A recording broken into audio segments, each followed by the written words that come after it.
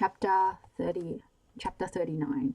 The first night was a huge success, much to the amazement of the cast. The run up to the big night had been unbelievably fraught with drama, never mind the drama on stage. The biggest problem had been Isabel, who just seemed to go to pieces. Sally and Rupert spent every minute with her, encouraging her, feeding her, and trying to make sure she kept the food down. She would use any excuse to get to the toilet, but Sally would refuse to budge from her elbow. Rupert was remarkably calm and together. He was obviously besotted by his leading lady, much to Sally's disgust, but she understood that without him beside her, there was no way Isabel was going to get on that stage. The rest of the cast had come together in the last 2 days and decided that in spite of their director's lack of guidance, they were bloody well going to do this, and the energy on stage was terrific. Jeremy was sick with nerves, not just because the audience was full of important people from the world of theatre and film, but because Eddie was going to be sitting in the royal box with his family. His lordship was coming with his whole family, Tanya, Tilly and Eddie. He and Eddie had talked into the night and how they would keep their affair under wraps. For God's sake, you must not come too close to me, or I'll give the game away. I know I will just want to kiss you, exclaimed Eddie. He must make sure we were always in a group together. Will you peep through the curtain at the beginning and blow me a kiss? Jeremy laughed. Oh yes, that would be just great. Me standing behind the curtain blowing kisses. What are you doing, Jeremy? Oh, just waving at my love in the royal box. Can you imagine how that would go with Giles Longfellow? Well, frankly, he is the only person who would understand. Did you see him in the bar at the Queen's last weekend, by the way? I was wondering who he was with that night. I asked George, but he didn't seem to know. Perhaps he has a secret assassination. Sometimes we could investigate, Eddie giggled. We have enough trouble keeping our own assassination secret without worrying about other people, said Jeremy. Dora, meanwhile, was obsessed with the guest list for the evening and how she was going to get herself introduced to the producer of Isabel's new film. If I can just get him in front of me, I know I can win him over. And did you know there is a casting director from Coronation Street coming, Sally? Dora looked at her sister, who was busy trying to make posies of white flowers for Isabel to carry on her mad scene. Why would you think I care about Coronation Street? I do not want to be in a long-running series. It would ruin my career. You just get typecast. Oh, don't be so bloody pompous, Sally.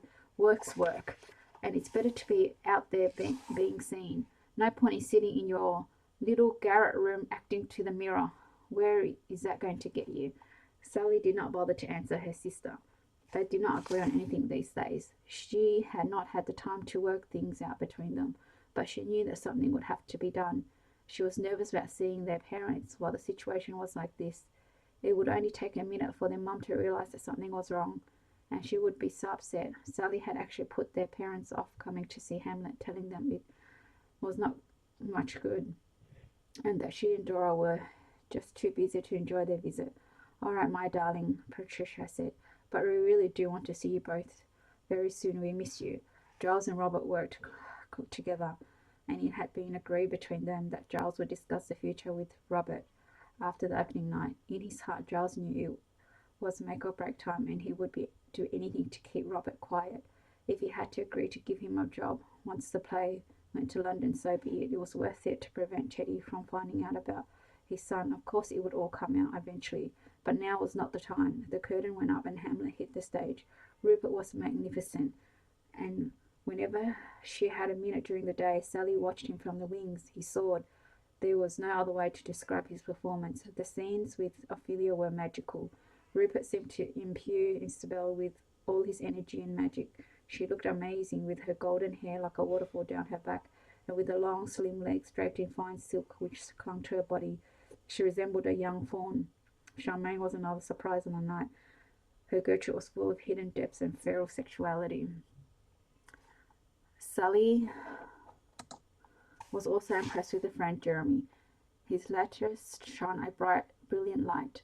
Sally had never seen him so strong on stage. He had grabbed the role and brought a new dimension to the stage. I do hope he gets a wonderful job from this tonight, she remarked to Heather. He deserves a break. Don't we all, the woman sighed. It was a strange evening for Sally because she did not have such input as an actress, and all the fuss about being seen by the right people was out of her reach. But she didn't feel envy or jealousy. She just wanted the team to do well. Her time would come, she felt sure. The more she watched Dora's intense quest for recognition, the less she craved it. She just wanted to be taken seriously as an actress and play wonderful parts in great plays. Not much to ask. The curtain came down to thunderous applause. In the bar afterwards, the actors mingled with the regular audience and tried their best to present themselves to anyone of importance who might give them a job.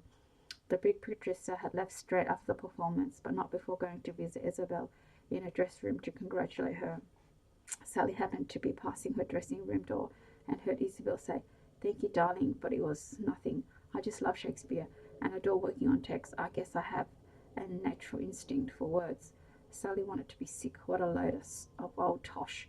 She went to congratulate Rupert, who was surrounded by a group of schoolgirls getting his autograph. "Look at you, you big Hamlet," she laughed. "I can see your head getting bigger by the minute. Sally, give me a kiss. It is down to you. You have been my guiding light. Come here, I love you." He wrapped his arms around Sally in a big hug and then planted a kiss on her lips. She longed to cling to him forever. He felt so good. She pulled away her arm and said, "See you in the bar?" "You bet, lovely lady. I will see you there." Sally looked for Jeremy to congratulate him, but he had already gone to the bar, apparently, according to Geoffrey, who was making his way up to the dress circle bar. "Great night, Sally. We pulled it off." "Yes, we did. Congratulations, Geoffrey." Sally made her way through the crush to the bar to grab a drink. Suddenly Dora was in front of her, flushed with excitement. "Hi, Sally. Isn't it great? Everyone loved it. I have just met the casting director lady and she was going to call me about doing an audition for Coronation Street. Isn't that fantastic?" Dora didn't wait for an answer, but carried on past Sally, waving at somebody across the bar. Jeremy was just ahead of Sally, about to lean into the bar and grab a glass of champagne. "Get one for me," she called out. The noise was unbelievable, and she had to shout her request a second time. Jeremy smiled at her and passed her a glass and then got one for himself and turned to give her a kiss. "Well done, Sally. The dump show was a triumph." "Well done, you. More like Jeremy was. You were amazing. You were on fire." They hugged each other. "Oh, look at that, lovey," sneered Robert. "Darling, you were marvellous." "Oh, God, nothing changes." "Oh, shut up, Robert. Just for once, stop posing and join in. It was bloody marvellous, and you know it," said Jeremy. "Here, let me get you a glass of champagne." As Jeremy turned back to the bar, someone pinched his bum. "What the?" He stared, and only to stop immediately at Eddie appearing at his side. "Don't do that," Jeremy hissed. "That is exactly what we discussed we would not do, you stupid boy." "Hello, Eddie, and how are you this evening?" inquired Robert, stepping between the two men. "Did your family enjoy the play?" Eddie gave him a charming smile and replied, "Yes, thank you so much, Robert. You must be so proud of your talented cast." He turned and beamed at Jeremy. "You were wonderful." "Oh, yes, they were all wonderful. Well, I must go and mingle. No doubt we will meet again soon, I expect." Robert held him both in his gaze for a moment and then moved off. "He is impossible," said Sally. "Here, Jeremy, can you nab me another drink? So how are you, Eddie?" "Oh, here is your father." Sally stepped aside to allow Lord Graham to get to the bar. "Please, your lordship, let Jeremy do the honours. Jeremy, make that 2 glasses of champagne, please," she shouted over the hubbub. "Sorry, we haven't been introduced. My name is Sally Thomas. I'm a member of the company, and Jeremy is my best friend." She turned back to take the glass from Jeremy, who, having realised who they were for, was panicking silently. Eddie made the introductions again formally, and they all politely clinked glasses. "The sword fight was wicked," enthused Tilly. "Then have you ever made a mistake and stabbed each other?" Jeremy laughed. "Not yet, touch wood, and thankfully Rupert and I get on very well, so there's no danger he will stab me on purpose. I'm sure there must have been times when actors didn't like each other and things could have got a little difficult." Eddie joined in. "Well, we always hear about actors being bitchy to each other, don't we?" "Oh, I think that aspect is exaggerated," replied Sally. "Certainly in this company we all pull together, don't we, Jeremy?" "Really?" said Eddie. "That's not what Jeremy told me the other day. Your leading lady has been a nightmare, I gather." Suddenly realising he had said too much, he whipped around to see if his father was listening. Lord Graham had in fact been accosted by a local dignitary and missed the conversation. Breathing a sigh of relief, Eddie took his sister's arm and said smoothly, "Well, we have to go, don't we, Tilly? Where is Mother? Lovely to meet you all, and well done. Come on, Father." They disappeared into the throng and left Jeremy and Sally staring at each other. "Do I suspect a faux pas here?" asked Sally. "I take it Lord Graham does not have any idea you two are united?" "Oh my God, no, that would be a disaster. Can you imagine the repercussions? Poor Eddie would probably be disinherited." "But surely he is going to have to come out one day," said Sally. "He can't pretend for the rest of his life." "Lots of people do," replied Jeremy sadly. "I don't know what is going to happen. I just know I love Eddie so much I couldn't live without him."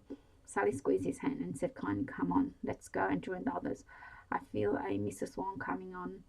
They crossed to where the rest of the company were beginning to assemble ready for a mass exodus to the pub. Hi, guys, said Pete. We cracked it, didn't we? No thanks to the management, but... Shh, Pete, cautioned Jeannie. The management's about to give a speech. Giles Longfellow was tapping his glass and getting nowhere in his attempt to silence the crowd until finally Simon put 2 fingers in his mouth and produced an ear-splitting whistle. The rest of the cast whooped with delight. Ladies and gentlemen, it gives me great pleasure to stand here tonight and express my delight and gratitude to the citizens of Crewe for making this evening possible, to the members of the council who work with us on a daily basis to keep our theatre running, to all the members of staff, front of house, for their hard work, and to all the wonderful cast and crew for their tireless commitment. It has not been easy, but I think I can honestly say tonight has made it all worthwhile. And finally, I would like to extend a huge thank you to Lord Graham for his support. Nothing would happen without his generosity. Thank you, sir, and thank you, everyone. Enjoy the rest of your night. Jeremy looked across the room to see Eddie, flanked by his mother and father, shaking hands with Giles and making their goodbyes. He caught Eddie's eye, and his lover flashed him a heart-melting smile. Quite a boy, isn't he? Said a voice at his elbow. Jeremy looked at Robert and tried to gauge what he was driving at, but it was impossible to read the man. Jeremy was always left with a feeling of unease, as if Robert were to divulge a terrible secret. But then it was true, wasn't it? He did know a terrible secret, and if he did divulge it, they would be ruined. They would all be ruined. Coming to the pub, Robert, was all he said, and he made his way to the door. Chapter 40. Sally sat opposite Giles in his office and tried to take in what he was telling her. I'm afraid Isabel will be leaving at the end of the week. This, of course, means a huge upheaval for the cast, and we'll have to rehearse you in. For you, it is an even bigger challenge, but one I know you will embrace with your usual professional approach. It is an extraordinary situation, I must say, and I feel very frustrated that my hands are tied. But what about her contract? Can she legally just bunk off like this? Sally could feel her anger bubbling up. Legally, it is not credible, but the circumstances are so unusual. I have agreed to her dismissal. The trouble is, Sally, between you and me and the gatepost, Isabel is a liability. The fact you managed to get her on at all is a miracle. Her agent can provide a letter from a specialist confirming that she needs medical attention as soon as possible. So what can I say? But she's going off to Hollywood to make a film, suggested Sally. Is that a euphemism for medical attention, or is that simply taking the mickey? I can't believe people can get away with these things. She was growing angrier by the minute, and Giles was irritating her as well because he was being so pathetic. I know, it's a hard pill to swallow, but the good news is you're going to play Ophelia. Now, I have called the company for 2 o'clock to explain everything, and by then we will have a rehearsal schedule worked out. It is going to be very tough for everyone, as we have to start the next production at the same time. Thank God it is Victorian musical. Not too much to rehearse, just learning the songs really. Timothy is so good, he will soon have everybody off their song sheet, and Sarah is going to help me stage some of the numbers. Sarah? Said Sally. Why Sarah? Oh, she has done a lot of music hall, and I went to see her at the Leeds Variety last year. She was wonderful. She came to me early in the season, asked if she could assist, and now it will be a great help because I will be rather busy for the first week sorting out your performances. By the way, I have given Dora your big number since I thought you will not be free to rehearse. So I hope you don't mind that I've given her Burlington Birdie. Is that okay with you, dear? Yes, of course. But Sally wanted to wait. She had been so looking forward to doing that number and had already learned it. She was going to be sidelined again. Still, it wasn't all bad. She was going to play Ophelia with Robert for a whole week. The thought drove everything else from her mind. Right, well, I better get off to wardrobe and sort out costumes. Thank you, Giles. I will not let you down, she told him. I know you'll be marvellous, and by the way of reparations, I have invited a top London agent up next week to cover your performance. He's going to come with James Langton, who I know is an old friend of yours. Giles looked very pleased with himself. Oh, that is fantastic news, exclaimed Sally. Thank you so much, Giles. And she practically hopped with joy out of his office. The rest of the cast was thrilled with her news, although they were not so thrilled by the thought of more rehearsal. I will do my best to learn it all quickly, Sally promised them. Listen, I know most of the play because I have been working on it. Can I take over all your stuff then? Chimed in Dora, always quick to jump in on an opportunity. Yes, you can, said Sally. We'll need to work on that. Obviously, we will have to coordinate times with Timothy and his rehearsal. Congratulations, by the way. Giles has told me you're going to be Bur- Burlington Bertie. Dora had the grace to look slightly sheepish. Oh, thanks, Sally. I'm sorry you have missed out, but you're going to be brilliant as Ophelia. I hope so, her sister said. Rupert was beside himself when Sally found him in his dressing room. How can she do this to me? He was nearly in tears. Sally wanted to console him, but she was actually annoyed that he seemed more upset for himself than for the situation, and the fact that the stupid cow had dumped everyone in the proverbial, not only him, but for her own selfish reasons. How can she do this to us, you mean? She chided. Come on, Rupert, the girl is a mess and has completely lost the plot. She has got away with murder. Giles has released her from her contract so she can gallivant off to Hollywood. She's completely selfish. I know that, Sally, but I love her. We were going to get a place together. We have the West End production to look forward to. What will happen to that now? I'm sure they will find it very easy to engage another actress, hopefully one with more talent than Miss Isabel James. Sally no longer cared what Rupert thought of her harsh words regarding the love of his life. Please don't be mean to her. Please don't be mean about her, Sally. This is very hard for me. I know you will be brilliant as Ophelia, and believe me, I will give you all my support, but just understand how I'm feeling right now. Sally looked at Rupert, sat there feeling bereft. She longed to hold him and comfort him, but the actress in her took over. There was no time for all this now. She had a performance to create, and he was going to help her no matter how heartbroken he was. This was her time now, and she was going to make the most of it. Come on, you. Time enough to weep later. We have work to do, she told Rupert. Isabel had the good sense to keep well out of everyone's way, and only came into the theatre at the last minute to get changed and ready for show. She seemed to sleepwalk through her performance as though she was already on the plane to La La Land. Good riddance, I say, remarked Gwendolyn. You are going to be so much better, Sally. Now try this dress on and let's see what has to be altered. The alterations were all straightforward, but when it came to the flirty number, there was an underwear problem. But the thing is, whatever you put on by way of underwear will show through the material. Isabel didn't wear anything underneath. Are you happy to do that, Sally? Asked the wardrobe mistress. Truth be told, Sally was horrified at the thought of wearing a see-through dress with nothing on underneath, but a little voice was telling her to get over herself. She was an actress, and she would do whatever it took for the good of the scene.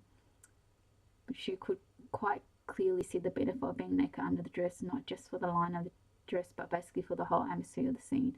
She would feel so much more vulnerable, and it would help the madness and the feeling of loss somehow. She knew she had to do this. Yes, that's fine, she said firmly, hoping to convince herself in the meantime. The rest of the week was crazy. Sally hardly ate or slept. She started to watch Isabel from the wings, but decided it did not help her. She was better off just creating her own performance without any other influence. Rupert was wonderful as ever, and they were able to create a real energy between them. By Saturday night, everyone was quite happy to bid farewell to Miss James. There were even relief for Rupert, who had struggled all week knowing she was leaving but needing to keep everything smooth as they had to work together. Isabel had a studio car coming to pick her up after the show and drive her to London, as she was booked on a flight the next day to LA. I won't have time to shop or anything, she whined to Sally, who wanted to be sick. To save Rupert facing a lonely Sunday in crew, Sally had invited him to lunch. Dora decided she would cook and let the actors chill out.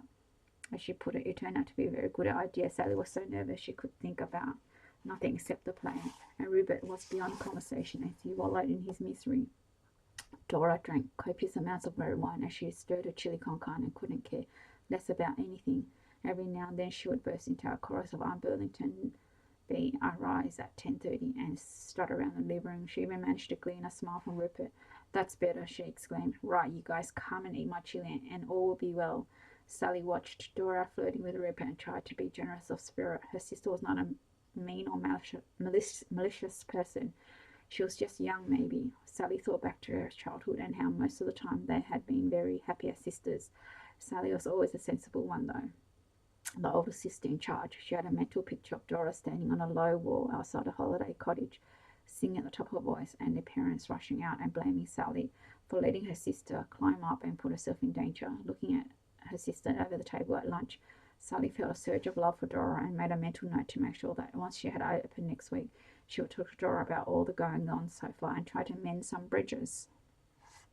By 7 o'clock on Monday night, Sally was a wreck. She could not stop shaking. She sat in her new dressing room, recently vacated by Isabel, and brushing her hair slowly, trying to restore some calm.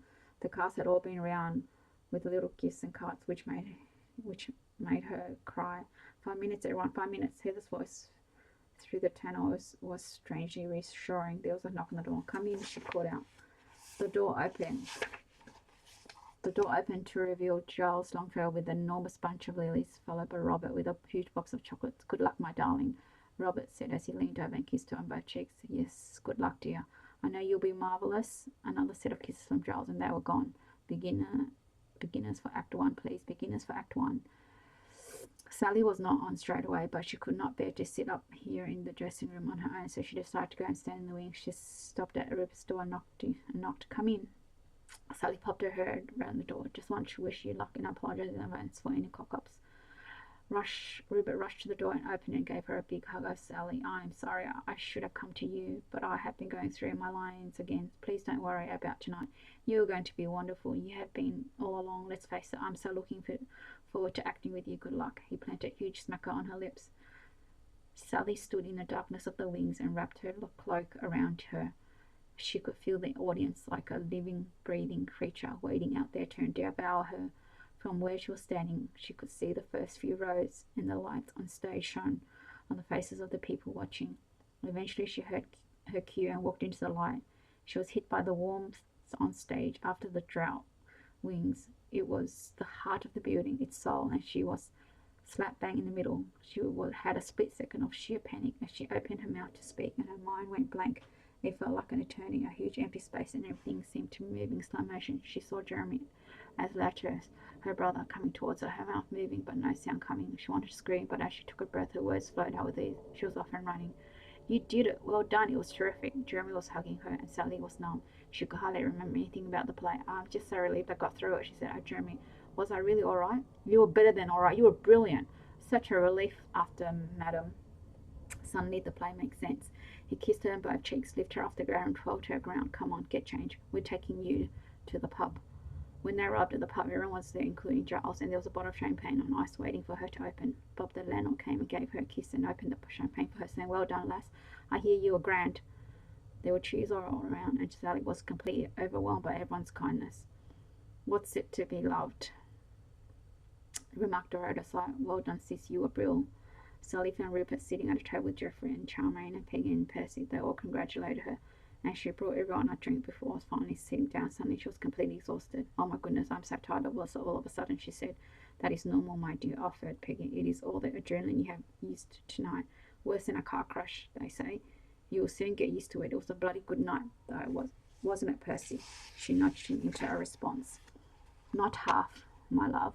You played a blinder, no doubt about it. Now come on, drink up and I'll get you another.